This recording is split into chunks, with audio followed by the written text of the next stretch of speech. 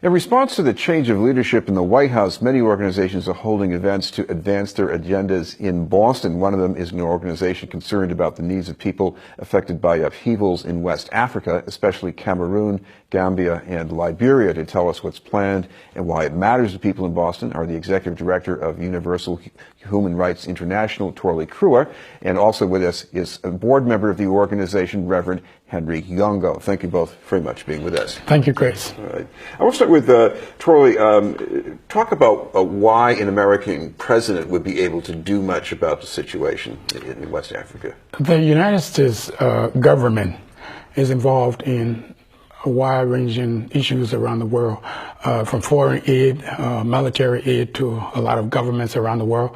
And so I believe they have leverage in a lot of these countries, because most of these countries, while they have natural resources, they rely on American taxpayers' money that comes through foreign aid.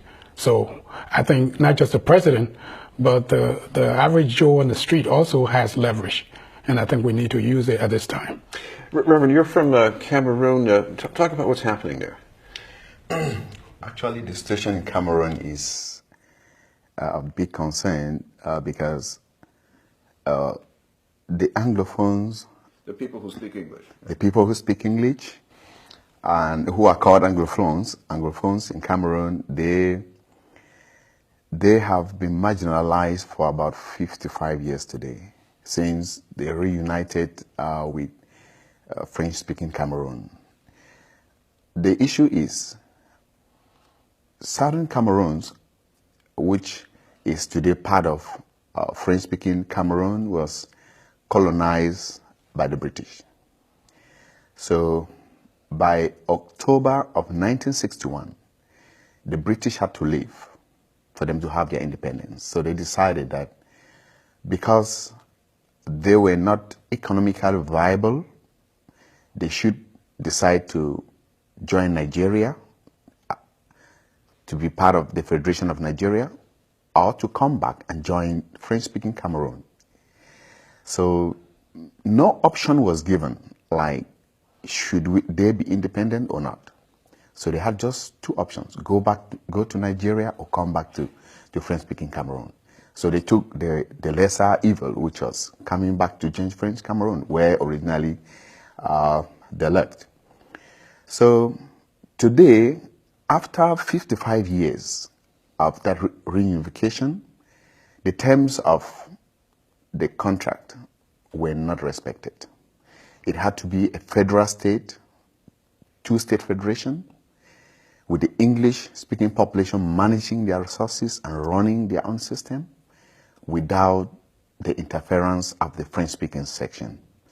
But a few years later, the president of the Republic of Cameroon at that time decided to dissolve the federation without calling for a viable referendum to find out if the English-speaking population were interested in keeping it or letting it go. So when they did that, they had to bring the English-speaking section under the French-speaking section, which was not part of the initial agreement. The two peoples were to live together equally on all the bases. But today, everything is controlled by the French. They appoint everything in the English-speaking section. Even in our schools, they send French-speaking lecturers to come teach our children. Not the English they expect. They teach them in French and teach them in broken English. In our courts, they appoint French-speaking judges who do not understand the English common law. Now, how do you expect a case to be well handled by a French-speaking magistrate who does not even understand English? So that's why the teachers and the lawyers decided to stand up against it, to say enough is enough. We're talking with Reverend Henry Yongho and Trolley Kruer from Universal Human Rights International. Trolley, what you're talking about in these countries is that we not only have these inequalities and disagreements, but there's some violence going on. Absolutely. Today in Cameroon, the government is responding to peaceful protests by people in the street, by killing people. They're killing people, locking people up, shutting down all of the schools. And just 2 days ago, they shut up internet communications in that whole region. So we're talking about life and death situation. And we believe that we, as people living in a civilized society, need to speak out to make sure that the abuse of human rights in Cameroon is stopped. Right. Reverend, what about your ability to talk to people in your family back in Cameroon? How has that been working out? At first it was very easy, but now the government decided to shut down internet. It has become very difficult to understand what is going on. And that's the main phone line for a lot of people these days, if they're in different countries, right? Yeah. So presently we have people being killed, women being raped, brutalized, harassed, arrested. And the funniest thing is that they arrest people from an English-speaking jurisdiction where the people are governed by the common law and transfer them to Yaoundé, which is under the French civil law. I mean, we expected them to arrest people there and judge them where they arrested.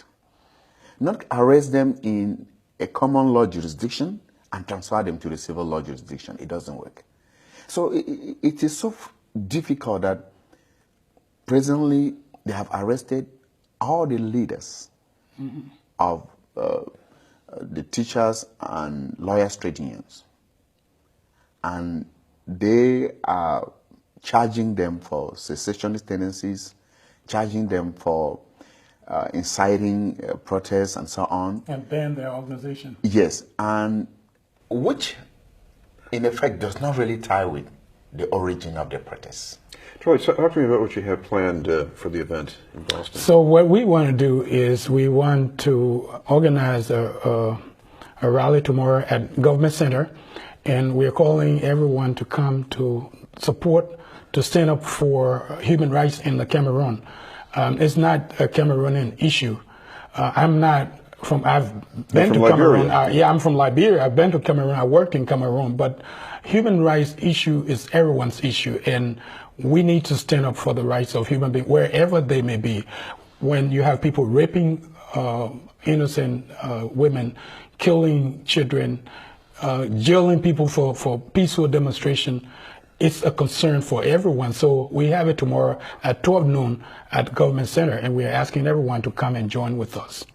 Reverend, talk about how important it is for people in Washington to just even take notice, because, it seems that over the past, even under Obama, it seemed that the situations in Africa didn't get a whole lot of attention compared with some other places. It's really true. That is why we are here, because we want to create that awareness of what is happening back there.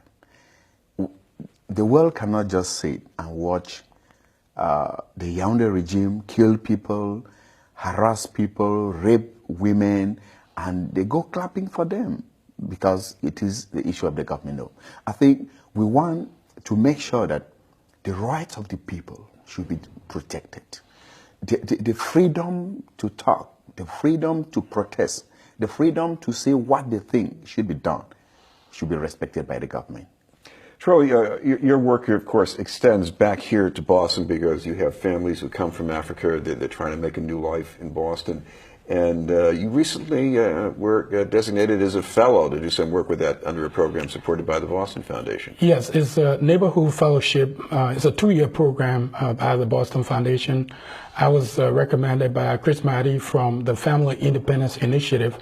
And I'm really thrilled to be part of that fellowship because, we live in a small town, and in Boston, we have a wealth of diversity from people from Somalia, from Liberia, from so many places have gathered together in this town. And yet I find that in Boston, we have the Cameroonians in the Cameroonian community, Liberians in Liberian communities, Somalis, and we as a city have not been able to explore and be enriched by the rich cultural diversity that exists right here. And so I'm really thrilled that I'm going to be part of this fellowship, and I'm grateful to Boston Foundation for even creating an opportunity for people like me, someone from outside of this country who moved here, have been involved in organizing work to get this recognition and work with other organizers in the city for us to make Boston a better city. Finally, Charlie, we should mention the exact time and place again for the event and how people can get in touch if they want some more information. So it's going to be tomorrow 12 noon at the government center. We'll march from the government center to the federal building. We have a permit from the city to do this, and it's going to be at 12 noon tomorrow. And contact information can be found on youngafrica.org. Yeah, we'll put the information ORG, out. of Yes. course. All right. Thank you both very much, Charlie Kriller and Reverend Henry Yongho. Up ahead, the report from Dorchester with Bill Forey.